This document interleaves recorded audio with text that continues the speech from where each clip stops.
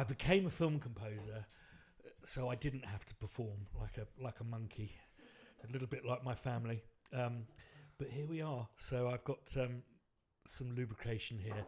I'm so excited about how things are going. We're approaching our first birthday, and what's been achieved by the team is just something I'm so proud of. And this week has been particularly magical, with loads of stuff going on here in the playroom, in Theo's Romeo room, as we call it. Jack's been creating mental trailers for key effects. Robbie's been doing all sorts of extraordinary stuff with socials with Anna, and I'm just really excited about. I think this is just the tip of the iceberg. There's some really exciting stuff coming up, but not least this competition to do the trailer music for Concussion, the results of which have just been, they've literally blown us away. It's been so difficult to work the amazing submissions down into a long list and a short list. Simon Fife has done a wonderful job of that. So I'll be getting onto that in a minute. We've got a really fantastic podcast for you today. We'll be welcoming Alice Allen in a minute. The Tom Campbell Trio, who are sure to blow your mind with their amazing compositions, but also their virtuosity. So we'll be coming to them in a minute. The competition has been so successful, 150 entrants. Simon got down to, it was 12, wasn't it, mate? Down to a long list of 12, which was, you said it was a difficult thing to get it down to. Alice Allen and myself have judged this competition, and it was tough, wasn't it? We've basically agreed that the entries are so good that we want to play the entire shortlist of 6, but also we want to change it from 1 winner and 2 runners-up to 1 winner and 3 runners-up, because the quality is so amazing. So this is entry number 6 on the shortlist. I just want to give you a taste of the quality from Charlie Terrell.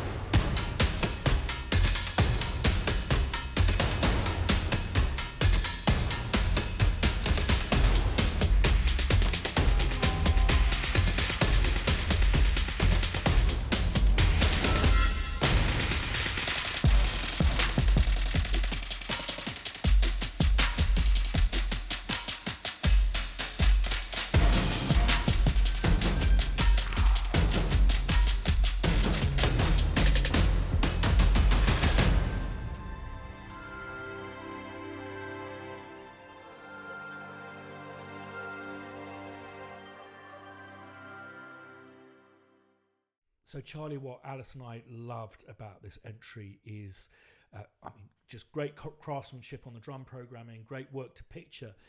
But what I really liked was your decision to create this wonderland, something in a major key that bookended the trailer. And I think that those kind of bold decisions are something really, really worth pursuing.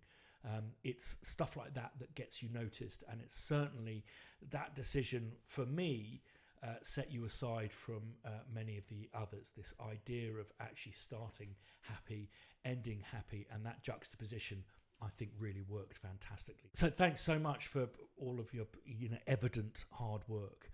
I've been kind of hard at it as well. We did a mad number of sessions in Glasgow in the Clockwork Studio Assumption Hall, and there's some really, really exciting stuff to share with you. And I think you've already been using something that we recorded. Now, bearing in mind we were there 3 weeks ago, we've already released Nocturnal Gestures, which I'm getting a lot of really positive feedback on. I'm really enjoying using. I've also been to LA, and we did a whole bunch of sampling sessions out there. There's one thing we sampled we don't know if we're going to be able to release, but we're crossing our fingers that they'll let us. But some really exciting developments there, not least with our friends at Remote Control, Bleeding Fingers and Extreme Music. I might return to them in a minute when we talk about this competition, because I think there's an opportunity with Extreme that I'm not promising anything, but we'll see. Quick reminder, we set the introductory price of Concussion very low compared to its retail price, and that's because we're really keen for people to adopt it as a new platform. This is just the beginning, but to be able to get it at that price, which it's very unlikely you're going to see it at that price again, you've got to jump on it this week, I believe for the 31st. And to add a little bit of extra sparkle to this promotion, we've added in this amazing new key effects plugin. We've broken out of Concussion, and it's a very unique plugin that enables you to mutilate anything that you have that's audio or software instrument. So basically, key effects is going to be made available to anyone who buys Concussion within this promo period. I know that there's been a few hiccups with people finding them in their accounts. I think we've ironed those out now, and we're also struggling to get it into Logic Pro X, but the minute we do and we're happy that it works, we'll get you a fully updated version along with a more comprehensive user manual there. But I hope you agree it's a welcome rabbit hole to scuttle into. Anyway, that's enough of me waffling. It's my very great honour to introduce a band of incredible musicians and composers, the Tom Campbell Trio.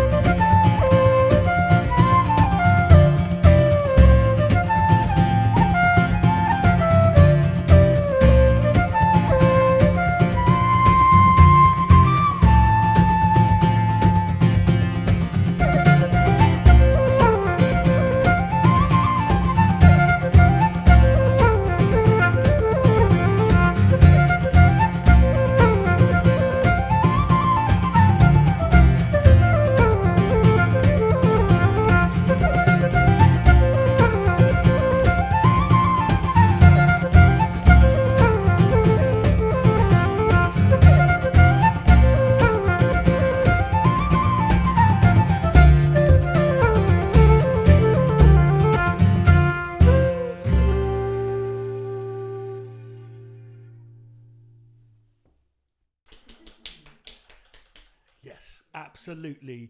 And Tom's going to join us because I'm a total idiot when it comes to the traditional forms from which Tom's music derives. So I really want to delve into that with Tom and with Alice holding my hand. Talking of absolute geniuses, this is the next shortlisted piece for the competition, the trailer competition, and this one is by Francesco Coya.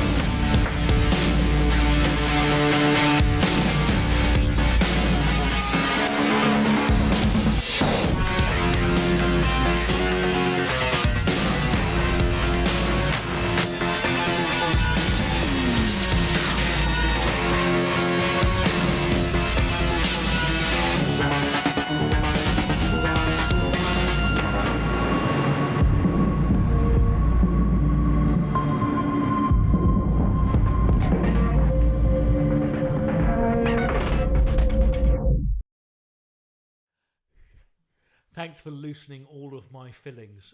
Just absolutely super fat and filthy trailer there. I particularly love the bookends, which are fantastically engaging soundscapes that so often as composers we're asked to do nothing but to create so much.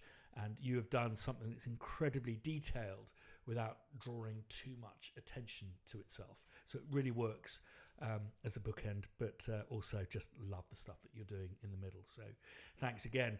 The next ones we're going to play are going to be prize winners. As I said before, we've increased the shortlist to 3 along with the winner that we'll announce later. And I'm going to talk through with Alice why we believe that these were worthy of being the best of an amazing bunch. Right, I find this bit really awkward because whilst it may seem that I'm all on my Todd in the playroom, there's actually 1, 2, 3, 4, 5, 6 people sitting behind these 4 cameras.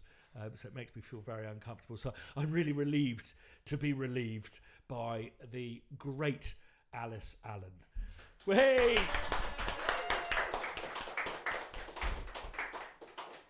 Excellent. And in a minute we're going to be joined by Tom, who's he's got his gin ready. It's straight.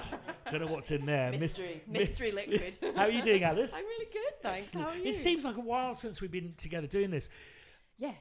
Summer gets busy for you traditionally? Summer gets busy, yeah. All kinds of different things, lots of festivals going on. And I've been doing a lot of recording, and of course we've been doing sampling. And Adventures in Sound is ticking along. Yes, there's some really amazing stuff, Yeah. including some stuff with the Edinburgh Festival and all of that stuff. And you were basically leading a massive sample session that we probably won't talk about yet, but it's a different approach, isn't it? Yeah, it was super fun. We had a great time. So we had an amazing 3 days, was it, that we did? 3 days of really... But three sessions a day, wasn't it? 3 sessions a day, so 9 hours a day of playing loads of really exciting textures and pushing envelopes. So, yeah, I'm very excited to see how that comes out. Should be really fun. And are you still working really hard on the festival circuit and stuff, or have you...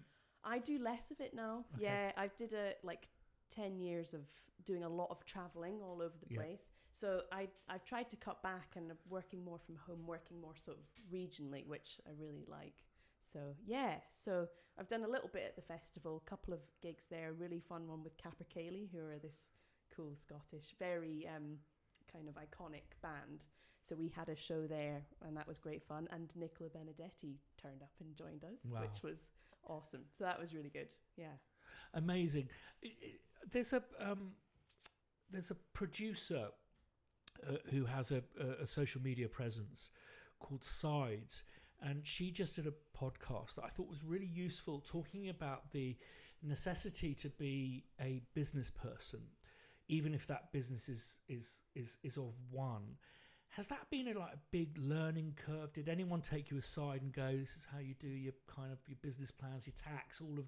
I know this sounds incredibly boring, but it is really, really important to sustain a career. Oh, yeah. And did you just pick it up on the go? Yeah, I wish somebody had taught me it all. Yeah. Yeah, oh my goodness. But no, it's just been a gradual learning thing. And, you know, when you're young and like your early 20s, you just wish that you knew everything straight away. But actually... being forced to go slowly and figure it all out, I think is great, because then you understand the processes. And I'm quite a big believer in if you don't have the time and you don't really have the interest, if you can outsource it somewhere to someone like an accountant or someone that can help, I think there's no shame in that, and it's really good to do that. I've always found kind of marketing, social media stuff fairly... I enjoy it. I know a lot of musicians really hate it. And I actually find that I separate my own personal sort of life, keep that on a separate account, and then I have my music account.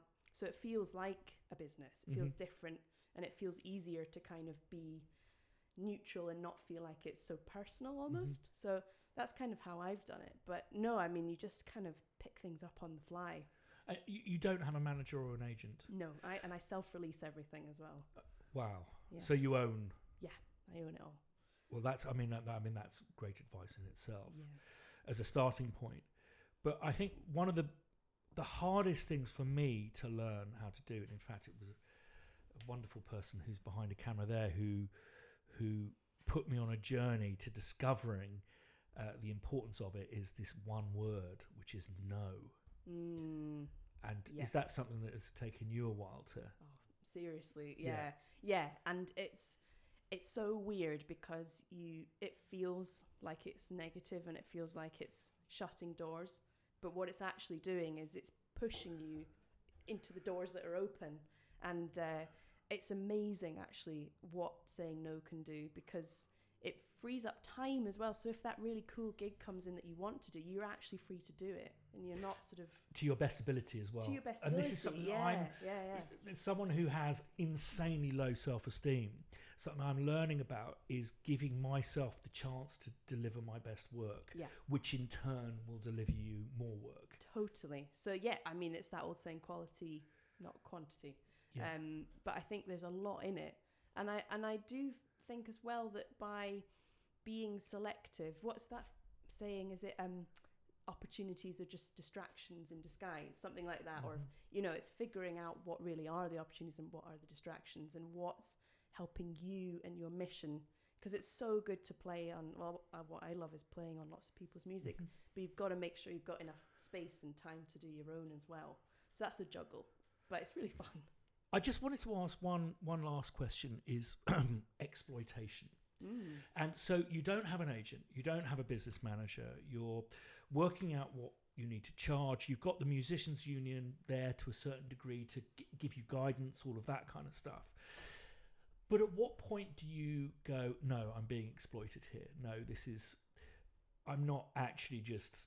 I think something that's very common for... I hope you don't mind me referring to you as this, but within the composing fraternity, we would regard you as a specialist musician, which basically means you're not paid just the basic bog standard rate. You're paid more because you bring a lot of your soul and humanity to it. I'll give you some very basic notes to play, and you'll do all of the phrasing and the colouring. But I also know there is a point at which someone maybe doesn't have any notes for you to play and just wants you to jam over the top, and at which point you're possibly being exploited as a composer, not just as a cellist. How do you deal with that? It's such a good question, and I think probably my answer is going to be really specific to where I am on that journey, because at first you're like, everything's such an opportunity. Yeah, I'd love to do that. And so I've part written lots of stuff that I don't have credits for or rights on, but actually there's enough. It doesn't have an ill feeling with me, because that it's not sort of huge money making things maybe, and it felt like a really good creative process, and I learned something because I got to make something. But it's so interesting, and so far I feel very positive about it, because I don't feel yet that I've gone, oh no, that I wrote that, and so I've never been in that position, but it's something I've thought about a lot, because there might come a point where that does happen, and then maybe I'll have to rethink everything. At the moment, it just feels, so far, I've been really lucky with the composers I've worked with. Everything's felt really human and decent and kind, and the fees have been really good, and the music's been good. So so I'm kind of rose-tinted glasses at the moment, but it's a great question, and I think there's probably a risk to being too guarded as well. Yes. And shutting down your creativity. I call it an opportunity cost. You're costing yourself opportunities in the future, because in fact you're fighting over literally not even biscuit crumbs. It's so rare to have financial success in these things. But it does happen. And I have to say that I think one of the best ways of approaching these things is to work with people who you feel you can trust. I think that's and I think good advice. it's having a good sense in your tummy that these people are good people. It's not always easy to trust. Oh, I don't like this person. It's like there's no reason. I don't know them. The reason I say that, I just think of a really good example, as I used to work in an industrial complex in North Kensington, it was West Row, North Kensington. And there was a whole bunch of studios there. And there was a couple of breakbeat producers who approached us because they knew that we worked with musicians. They said, we want a saxophonist to just jam over this track. So we recommended this guy. It was absolutely fantastic. And he went in and jammed over this track. And it became... I don't know if you're familiar with that. It's like it was like a real kind of freak dance hit.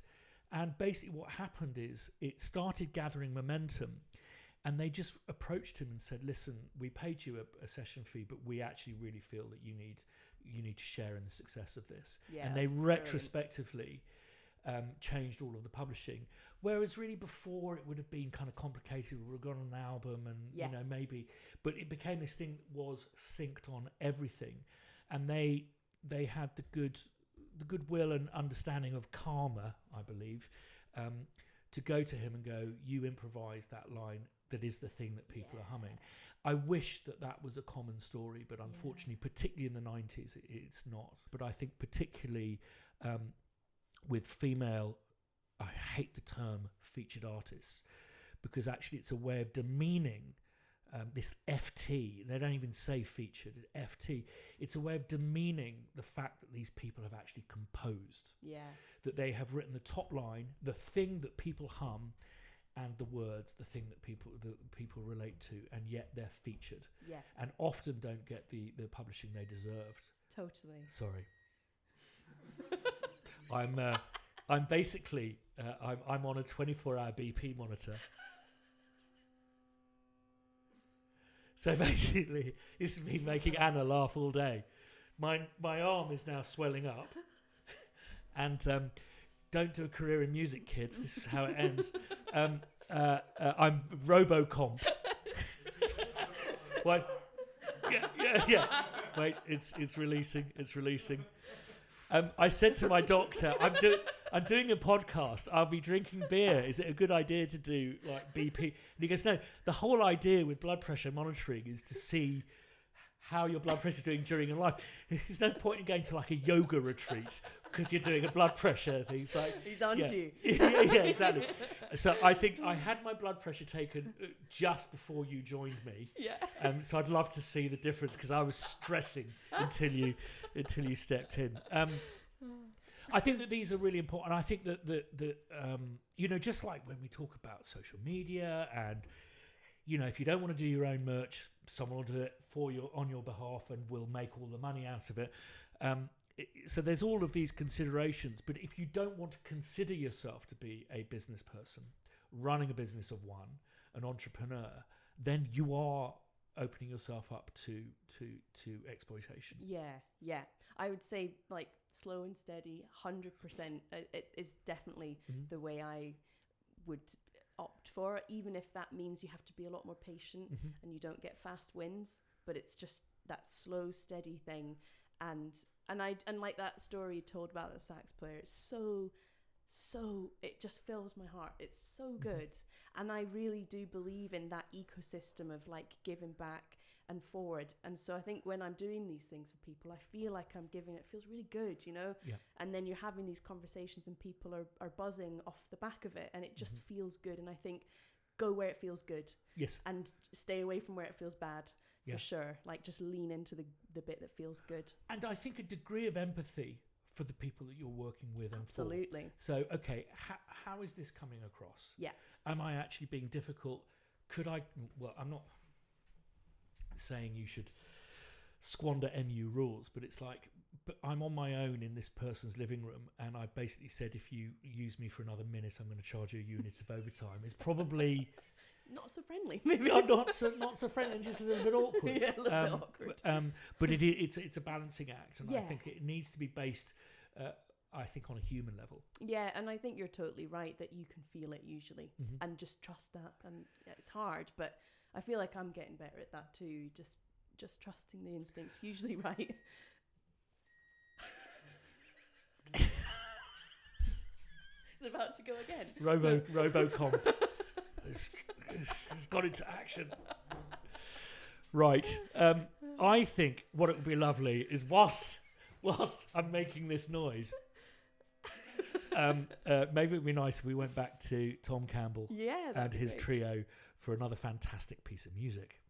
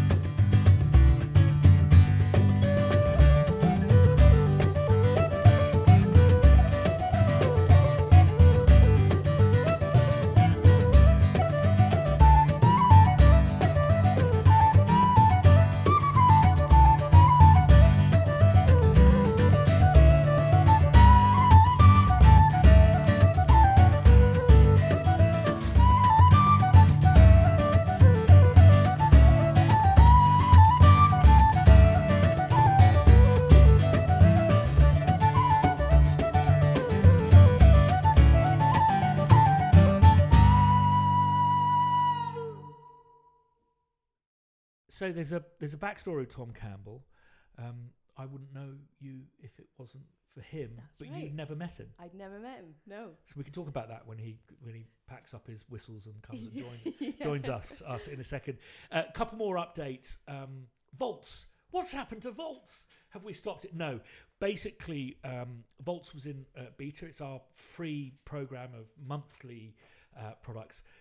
We wanted to do some stuff in tech that's turned out to be way more complicated than we thought, but we, I believe, are bringing it back in September, which will be in time for our first birthday, which I think is going to be great. For many of you who are on our mailing list, who are part of the network community, we do these monthly network dispatches, and the idea behind that is for us to stop fucking talking about ourselves and actually talk about the work that you're doing.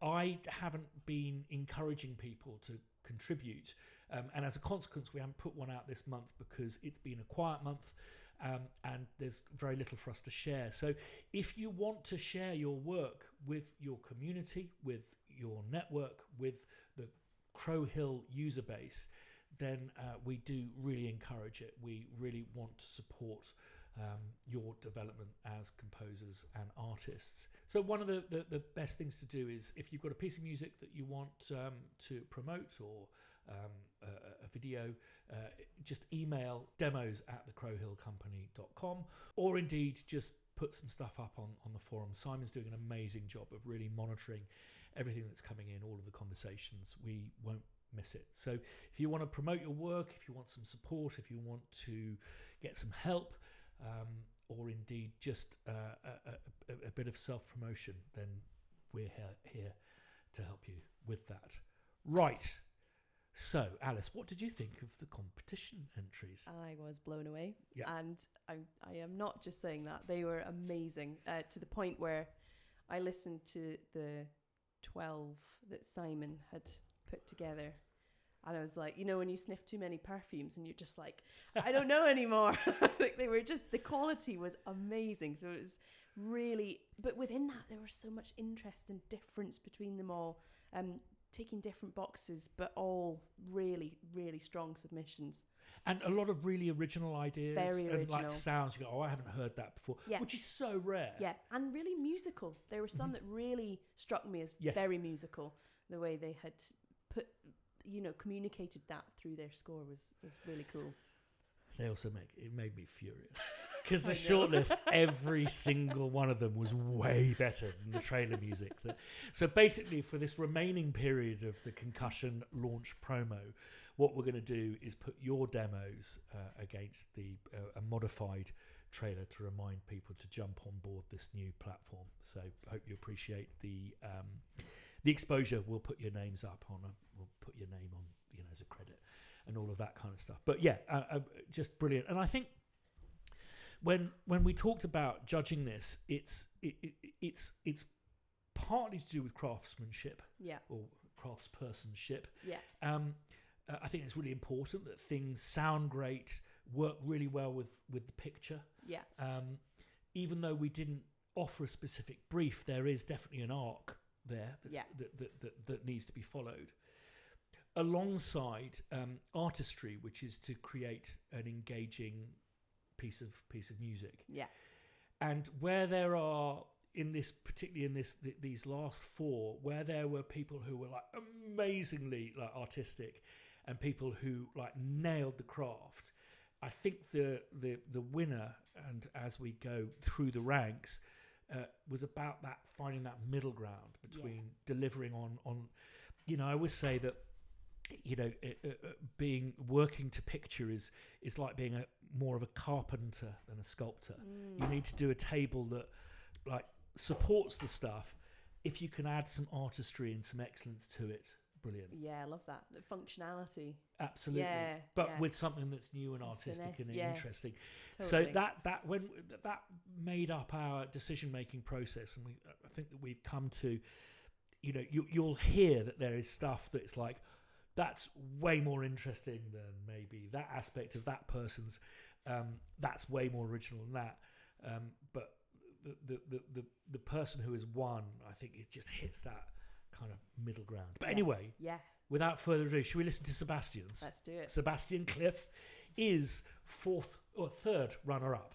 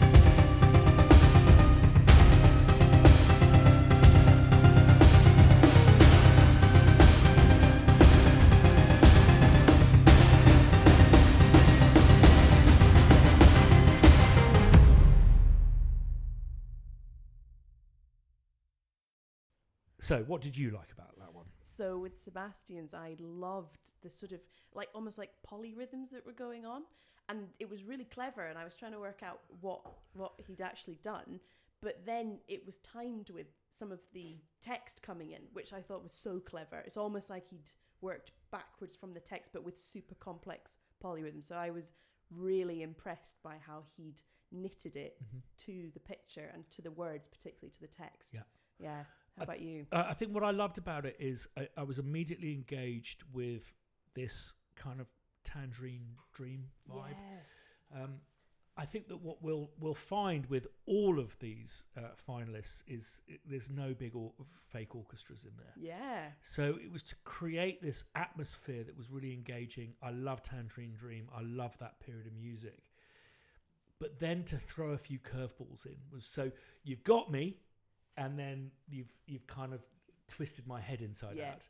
Totally. And there's one point where I just think it's is it called a decrescendo?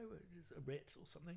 Yeah, like the speed or the the speed dynamics. slows down. Yeah. But the rhythms that were happening during that made it sound so incredibly complex. Yeah. That I couldn't quite get my head around it. Totally. Yeah. It was. Yeah, the rhythms in that were amazing. It totally hooked me right from the top. Yeah. The next runner-up is, and again, we're not the BBC, so we don't have people helping us with pronunciation and stuff. So Bara or Bara Matahari.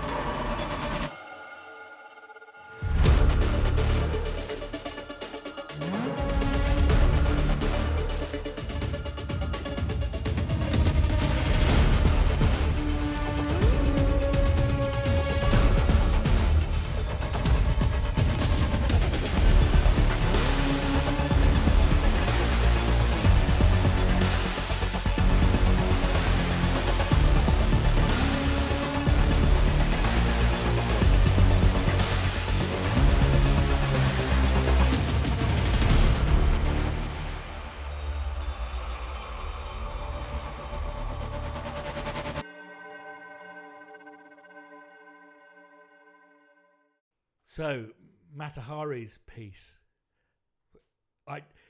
hints of Vangelis at the beginning, and then just full throttle. Yeah. As it kicked in. Yeah, totally filthy. And that one for me. Yeah, totally filthy. Totally filthy. Get me a t-shirt. Totally filthy.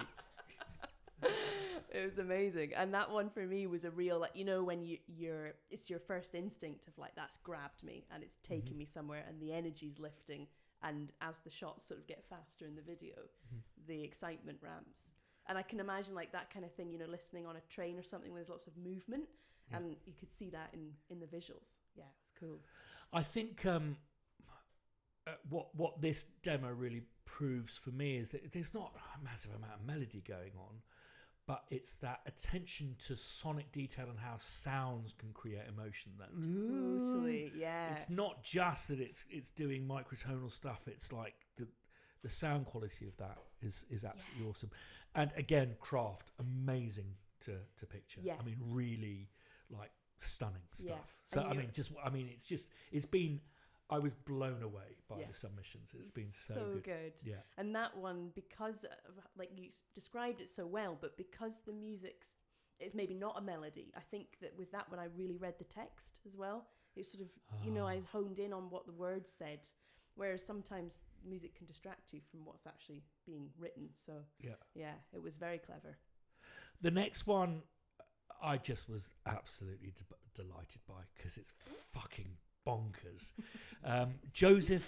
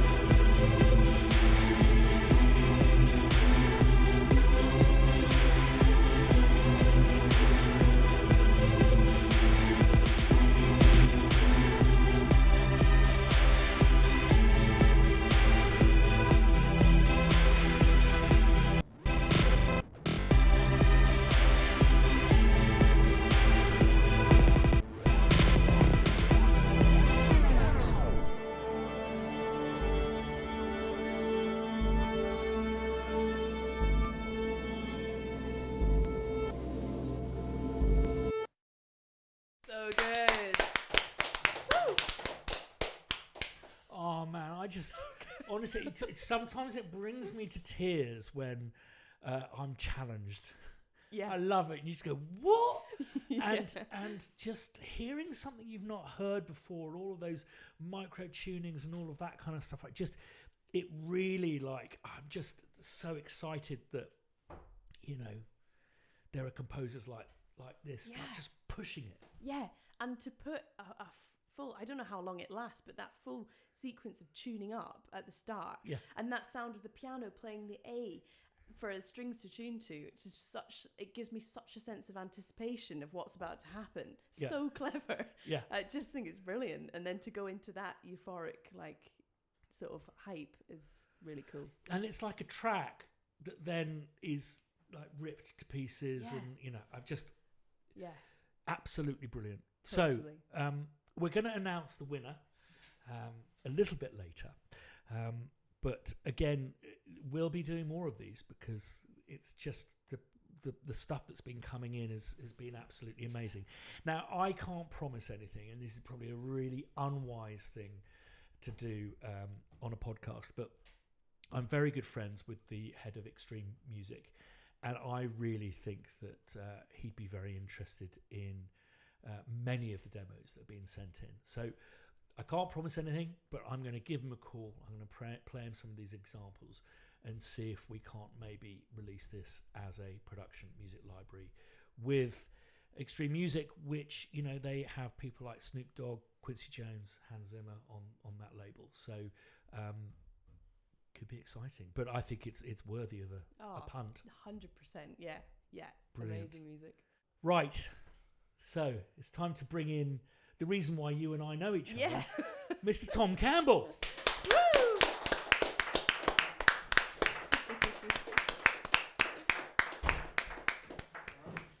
How you doing, mate? I'm good. Enjoy your gin.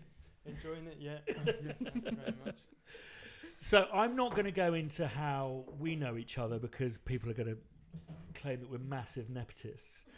But is it fair to say that you come? There's music in your family. Wow, there's music in my family. That's definitely true. Yeah, I grew up with a lot of actually jazz and samba. Oh, cool. Yeah, really random. Like, kind of grew up going to the Edinburgh Samba School, where my parents would go. My dad used to make the drums for them, so I'd like kind of stand in the corner and be like, boom, boom. And then run out to the play park and knock all my front teeth out, which happened once. Get plugged up by everyone. So grew up with a lot of that, and then moved to Lismore, where there was so much traditional music. Right. What age were you when you went to Lismore? We, I think, moved there when it was like 2006. I think it was like 8 years old. Yeah. And when there was just so many Cayleys, and it was kind of almost like baptism by fire. There was like not much choice in the matter. It was just like traditional music straight in. So it was like loads of Cayleys, loads of kind of gatherings where loads of people were just playing all sorts of music. It was just really, it was brilliant. Immersive. Yeah. Right. So my role in this conversation is you're asking the brilliant questions. I'm going to go, what the fuck is traditional music and what the fuck is a Cayley? So, and I welcome both of it. Basically, I knew that there was some folk stuff that happened up here because I'm from south of the border. So, the United Kingdom is basically based on 4 countries, and I'm from England, and I'm really ignorant about the music scene up here, and I knew that there was like some Celtic stuff. That was a good geography lesson, that, wasn't it? The United Kingdom was based on 4 countries. I was like, clock it. So I know of it as like folk music, which has connotations of slightly more American stuff. Celtic, which I think is an unfair. It's almost, that's a kind of racial delineation, really. But it's referred to, and this is I learned when I moved up here, as traditional music. Yeah. Do you know? Actually, on the approach to this, I was kind of thinking. I was like thinking about these questions. We kind of had questions, a few kind of what we might be asked on the way, and I was like looking at them, and I was like, I've never ever thought about it, like ever, because you just don't. I think when you grow up around it, it's just what you know, and when you are surrounded by it, kind of from a young age, and then you grow up into an adult, you kind of play lots of it. You're surrounded by it. You listen to it. You don't really think. I never really thought about like where's this come from, and actually it's quite important. But so I don't.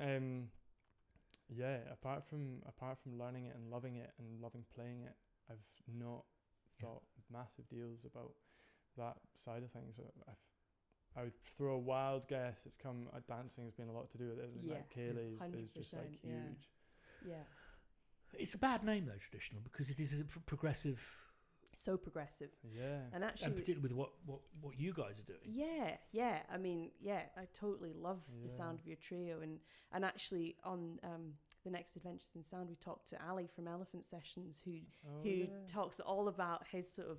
It's exactly as you're describing, just growing up playing trad music and then being like, I also love punk and I love electronic, and there's so many bands that are combining all this stuff, but also loads that are keeping really sort of tight to the roots, which is amazing as well. And it's all, there's so much in it. That's what blows my mind. You know, it's a small place, but within that you've got these sort of accents of different kind of styles. Like the Northeast has got this really super kind of strong accent in the fiddle playing, and you get like the Highland fiddle playing, and it's so exciting once you kind of just pull the lid off the can. It's like, whoa. And I think what you're saying is sort of testament to what it is as well, because it is really functional and it's part of life, and it links you to place and people, and I think that's what's so beautiful about it. It's just another, it's functional. It's like, oh, that's where, you know, Bill McGregor lived, and there was this, you know, field there with a stream, and that was a, you know, there was a function for it, and tunes that relate to places. Yeah, it's very I don't true. know if you can relate to that. Or for sure. And I think as well, what you were saying, a lot of people ask me, so what sort of music do you play? And I'll kind of go, and it's this people that might not have, like maybe in the ambulance service or fire service, that have haven't a clue.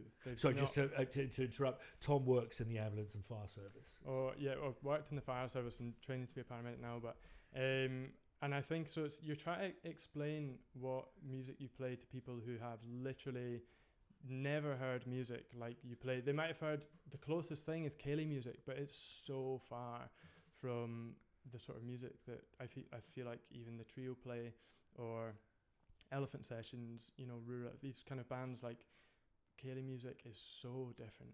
So different. Okay, so we need to talk about my first Cayley I experienced about 2 months after moving up here.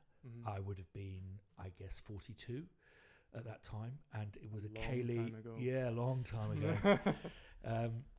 it was a ceilidh that was organised by a woman called Mary Campbell. It's my auntie. And we'll get to the network in a minute.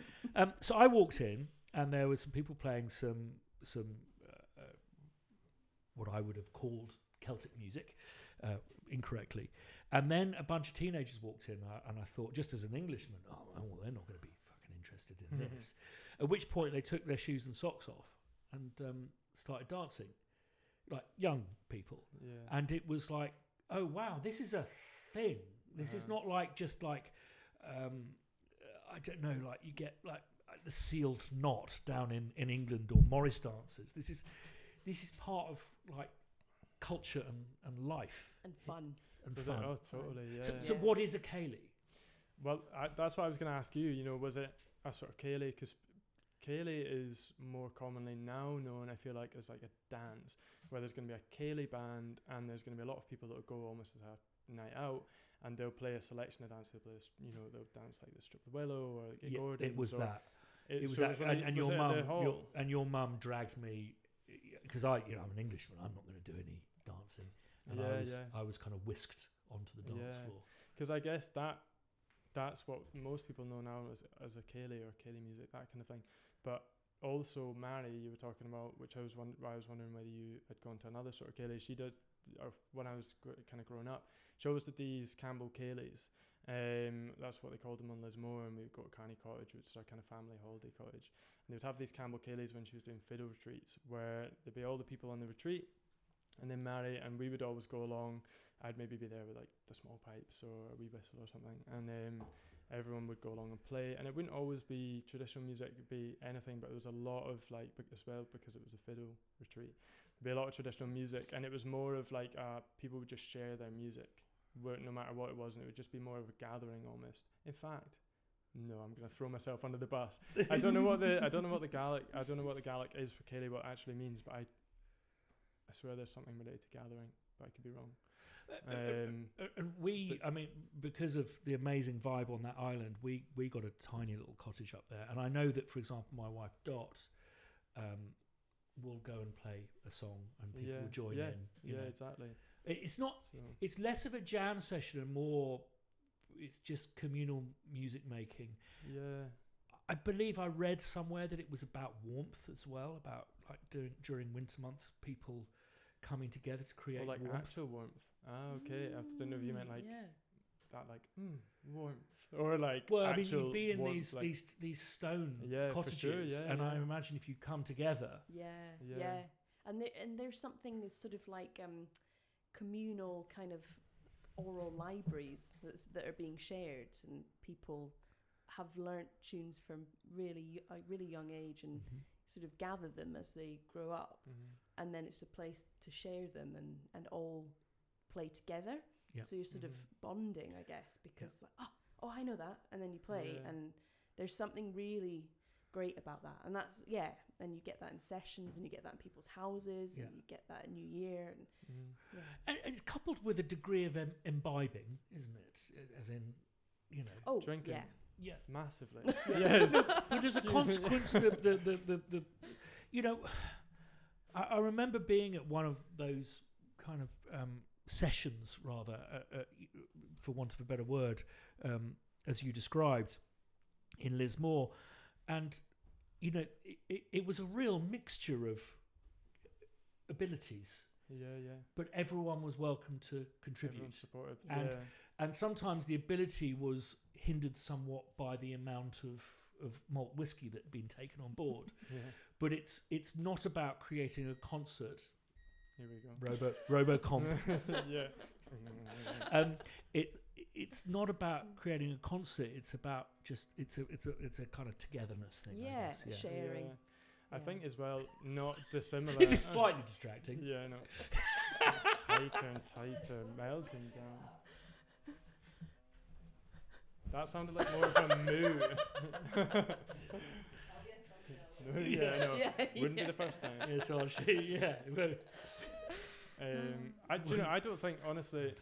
Where is it? I don't think dissimilar. You're talking about nights out or like the booze and music, and I don't think it's dissimilar to like going to, I don't know, the garage when you're like 18 in Glasgow on a Thursday night or whenever it would be. Like, I think in these small communities, it would have just, that would be it. It would be like the nights out. You would go have a drink, play music, have a laugh. It's just that, I think that's probably, must be where it stemmed from. It's kind of certainly what we did growing up, and even do now in Glasgow. You go to sessions and it's just meeting up with all your pals and playing loads of tunes and having a drink if it's that kind of night, or it's totally in the tradition and it's not really gone. So it must be at like 1 minute intervals, is it? That means it's got a bad reading, so in about a minute's time it's going to do it all over again, which is joyous. Until you hold your arm nice. Before we move on to your trio, I think a really important thing to talk about is, do you read music? Is that how you learn? No, not how you learn. I do read music enough to get by now. If I'm teaching, for example, and someone knows a tune that they want to work on, I'll be able to read well enough to go onto the session, which is like this huge online library of tunes, traditional tunes. I'll be able to read well enough to go on there and learn the first part, say, and kind of go, oh, okay. But if it was like, I don't know, an orchestra setting, I would need to be able to read it a few times to learn it, and I would just basically try and learn it off by heart. But I learned certainly by ear. And that library is, I don't want to put words into your mouth, I imagine is more an archival resource. Absolutely, as opposed huge, to it's not, it's a am I right in saying it's an oral tradition? It's not, you learn by ear. Predominantly for sure. You definitely learn by ear. I started learning pipes when I was younger, and I learned completely by ear, but then when you say pipes, you'll have bagpipes. Bagpipes. Bagpipes. So first of all, started on the chanter. So I'd be kind of, if Alice was my pipe teacher, David Garrett, I'd be kind of, she would be there, I'd be here, and you'd both have your chant on the table, and you'd be kind of learning whatever it is, scale first of all, and then embellishments, and go on to learn tunes. And we definitely learned all that first, and then started going on to learn music. And it was more learning. That's hilarious. It actually sounds like, when you like young, boring. That's exactly what it's doing. When you're young, you Tom, get the little come buttons. on. And it's like that, and it's like that's what it's like. So by far I learned how to play the music first, learn what the music was, and then kind of almost translated and learned what sheet music was to that ingrained music, if that makes sense. I've heard you learning stuff, and I mean, I know it might sound like a Philistine kind of statement, but there's loads of notes to learn by ear, which to me I find staggering. But it's just a different discipline, I guess. Yeah, and I think it all relates as well to each other. Like in a part of a tune, there might be like question and answer, which would be like the kind of, maybe one line will be broken up into 4 parts, and it'll have like the question answer, and then question answer again. That'll be the first line, then question answer question, and then maybe a different answer to finish off the second line. So it's like you learn the question, and that'll be that, you kind of ingrain that, then you learn the answer to that question, which will be the next kind of phrase, and that's that, then you go back to the question. So it's all quite related. I feel like you kind of split it up into different It's a lyrical segments, nature to so it's not so alien. It's not like you're learning this piece that just constantly changes as it goes on. It's kind of repeats itself a lot.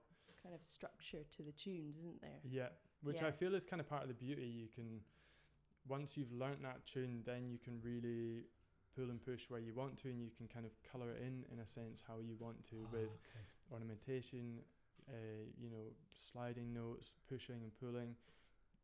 Yeah, it's really, I feel like that's where the beauty of traditional music comes from. You can kind of have 10 people playing the same tune and sound totally different.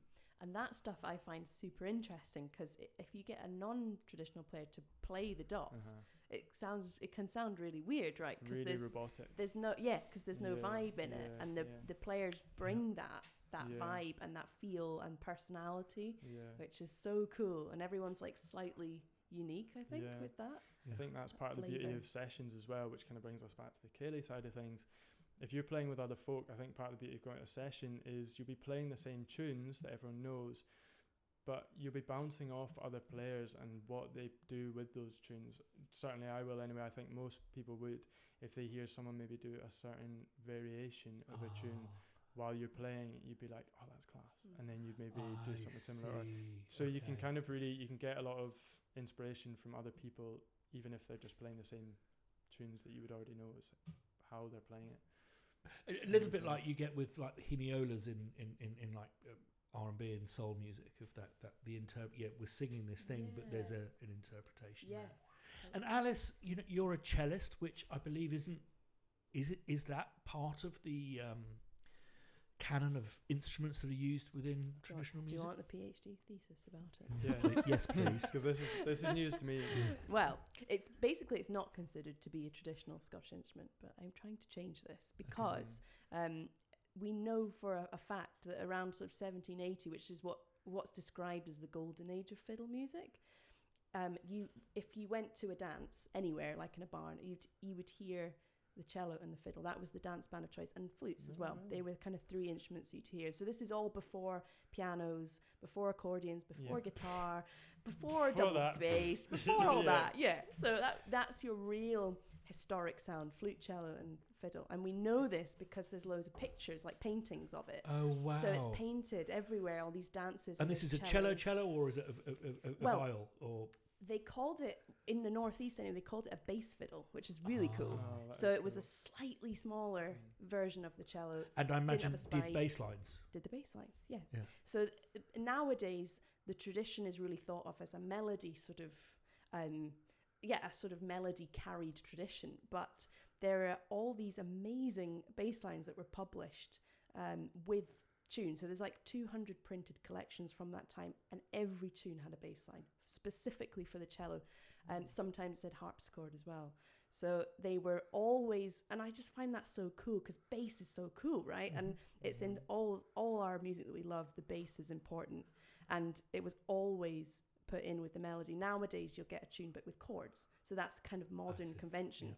And so the cello was playing these bass lines for about 200 years, and then around about 1900 it kind of died out because the piano became commonplace in the home, and guitars and things that were just really accessible and loud, they just kind of took over, and they could put in, I mean, cello can do this too, but adding lots of harmony, really accessible, easy. And also there's a theory that for radio it was just easier to pick up things like piano.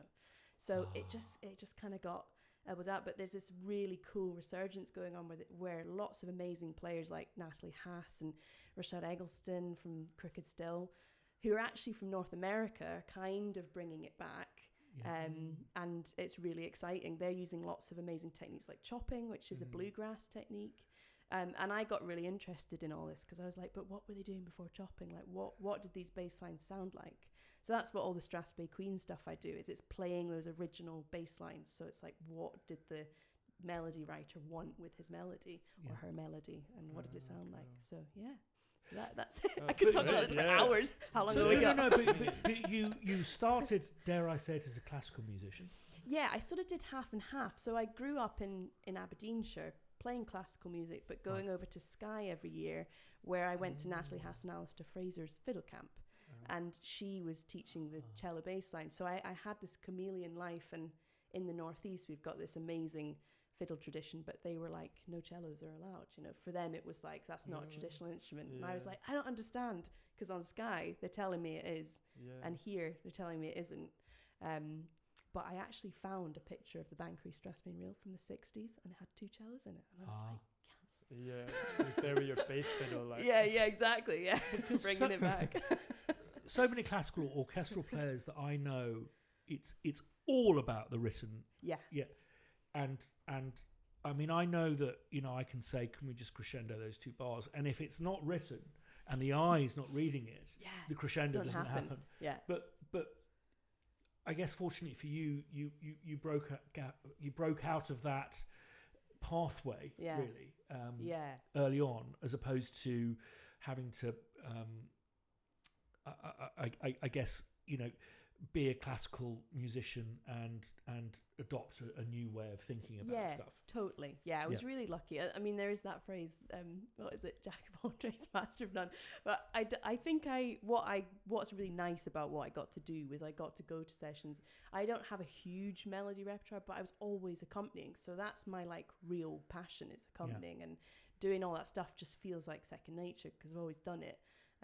So yeah, I feel really lucky, and it's been a huge part of my creativity, all of that stuff. Yeah.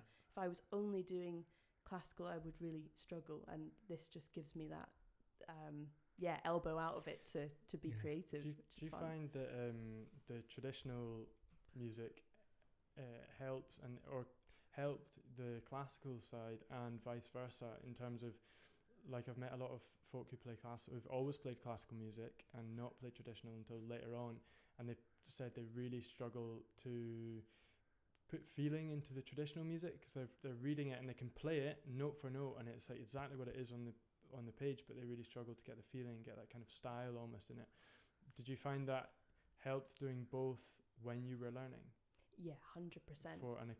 Accompanied both. Yeah, I'm a huge believer in actually not that phrase, jack of all trades, because I really think that you can take the best bits of all of it and then combine them. And like I won't say what, but I did the worst session I ever did, as in a recording session, was in a classical string quartet, and I went into dep because the cello player was away, and it was for a trad band, and it was a disaster because there was no feel and there was no connection to the music. And there's a couple of players I work with a lot who are so good at this, and they have the classical chops to read fast, but they have the feel, so it doesn't feel like this disjointed thing. And for me, they're very special because there's not that many people who can sort of sit between them both. I don't know if that answers. No, totally. On. No, it does. I've just wondered that in the past, how it must help vastly when you're actually in the learning process to have both of those, and musically as well. I definitely think so. Yeah. I'll tell you a really interesting thing. I don't know if you've ever heard, is if you, and this isn't about the middle ground. This is about two very different approaches to the same piece of music. It's a very famous recording of Rodrigo's Guitar Concerto by John Williams, the guitarist, not the Star Wars composer, who's considered to be one of the greatest classical guitarists. And then, so he's like, the with the footstool, and it's all red. And then there is a recording of it by Paco de Lucia, who learnt it by ear. Amazing. And the end results are very, very different indeed. I would say I probably prefer Paco's because he's in touch with the spirit, or the duende as they call it in Spain, of where that music is coming from, as opposed to the technical perfection. Before we do announcement and finalists, I'd love to hear about how you got the band together, and you've got an EP coming out, and you've got a record coming out. Oh yeah. We'll talk about that in a sec. So how did you guys come together? We've been kind of playing a lot in sessions, and also just with other folk and doing small gigs for years. I mean, originally myself and a good friend of mine, Cameron Grant, got together with a pal of ours, Ross Hull, who's a fiddle player, so it was guitar, flute, whistles and fiddle. We all went to the music school together in Plockton, so we kind of knew each other from there. We started playing actually originally as the Carney Trio, but that then changed to the Tom Campbell Trio when we did the BBC Radio 2 Young Folk Awards in 2019, I think. And then it changed line-up a couple of times. It's ended up myself, Callum Comboy, and Gilly O'Flaherty.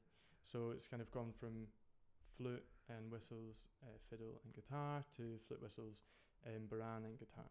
Yeah.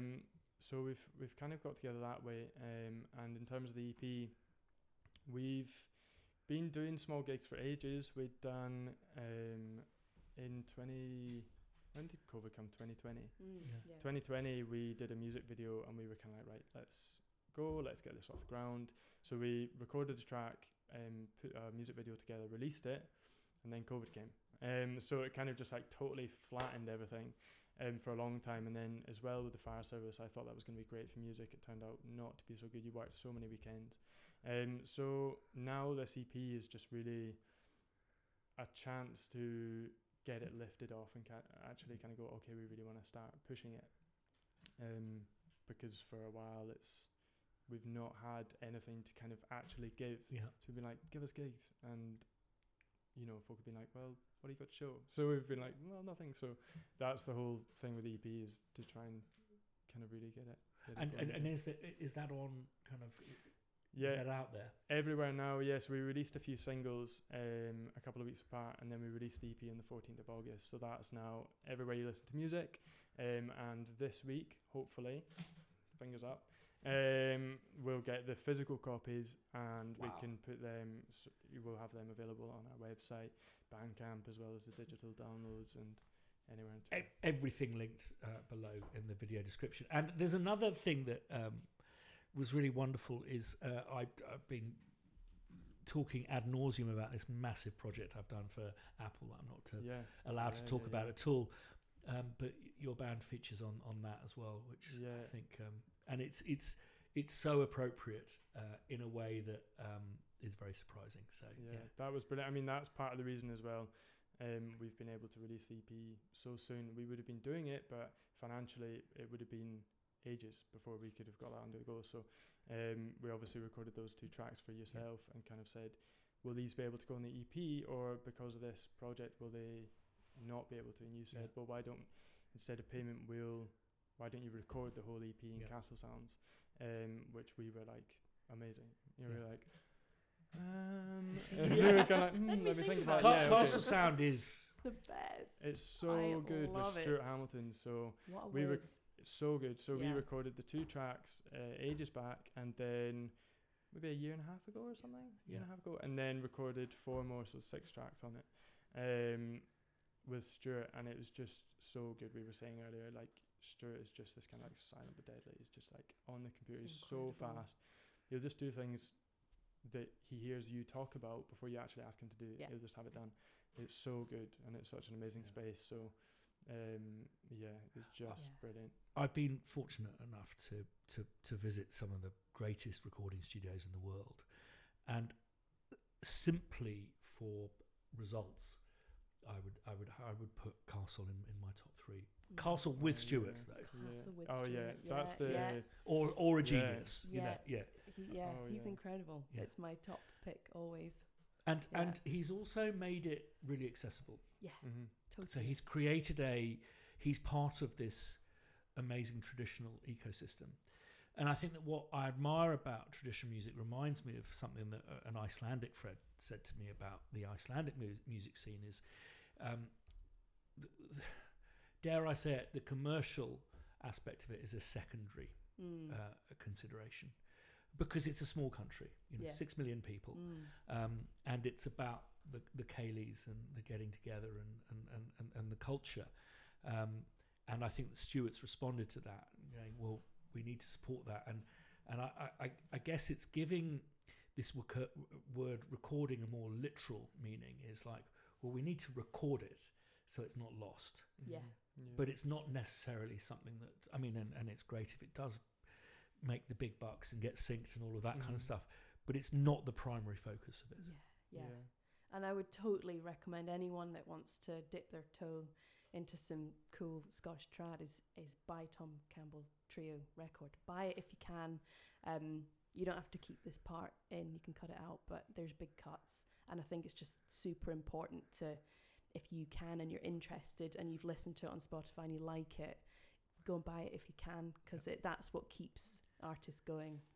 So it's so appreciated, and I think it's just a great, if you want a little postcard from Scotland, buy their EP, you won't regret it. And another, sorry. No, I was just, it's so true these days. There's time gone by, that Spotify, iTunes, iTunes, you'd still go and buy the album off iTunes, but there's kind of slowly the revenues for artists are kind of getting pulled back, and they're kind of getting minimized. So it is so important, even if folk don't have, even for us, but if folk don't have CD players or this kind of thing, they're not listening to CDs, like Bandcamp, buy the album, because it does support, actually, if you like the music, really what it does is just fund future albums, because that's where a lot of the music's going to go, is just in doing it again, because funding to fund an album is like masses of money. You're Yeah. talking at least sometimes what 14,000-15,000 pounds. Yeah, because you're So- not doing this in your bedroom on Yeah, no. on Ableton, and I'm not belittling that process. It is you've got to be in a room with some microphones Yeah. and a means to record Yeah. that and the know-how how to capture Mhm. that. And you've got an album. Yeah, I've got Mhm. a couple of things. A new one coming out with a fiddle player called Alistair Savage. So that's 7 years of us sort of working on sets, and then also lots of Alistair's own original compositions, which are amazing. Mhm. He's a real, in my opinion, unsung hero, and he writes the most gorgeous stuff. So that's a cello and fiddle album, one of my favourite combinations, as I Mhm. bored you all with. And then I've got my own music, my own compositions coming out in about a month, and that's called Bass Culture. So that was a Brilliant. project I wrote for Celtic Connections this year. So that's a live album. So that's very exciting. So that'll be in about a month's time. That'll be out. Are you going to That's come and very play exciting. some bits for us? I mean, I'd love to if there was Yeah. a way to. That's- Yeah, I mean, it's a yeah. 9-piece band. Yeah, I We'll know. have I to was, have a I little was bit like, about it. imagining. If We can I mean, get to be them fair, into there the is about library. 19 people behind those cameras. Yeah, that's true. Yeah. Do they need much space? Yeah. Just bring your small instruments. Yeah. Talking of great compositions, it's a real delight and honour to announce the winner of this. And I think we were pretty unanimous on this one. Yeah. And that great mixture of artistry and craftspersonship. 100%. Yeah. So it's a real honour to announce the winner of this trailer composition competition. And you're going to get to work with a fabulous orchestra up here in Scotland. You can dial in, they have those facilities. But if you want to make the journey, you'd also be really welcome to that too. And so, Alice, would you like to announce the winner? Yeah. So the winner is Maria Lazareva.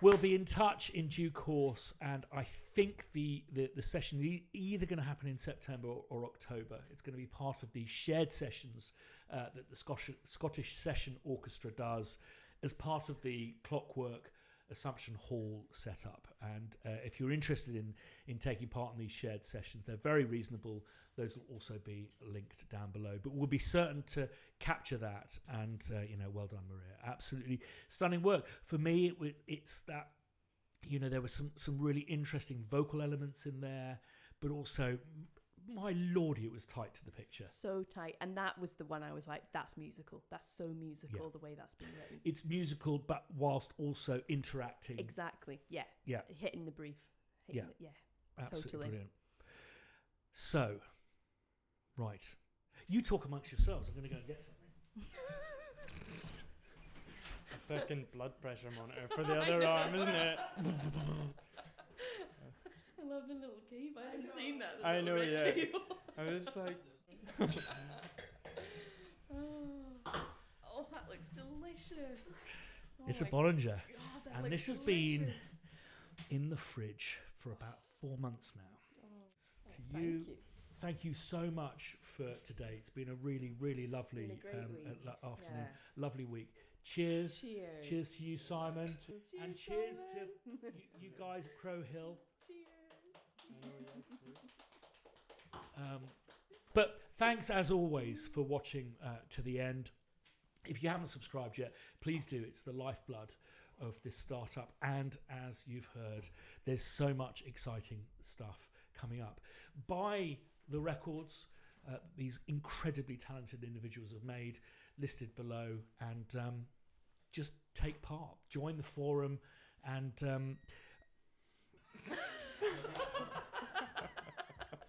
on that note, see you next time.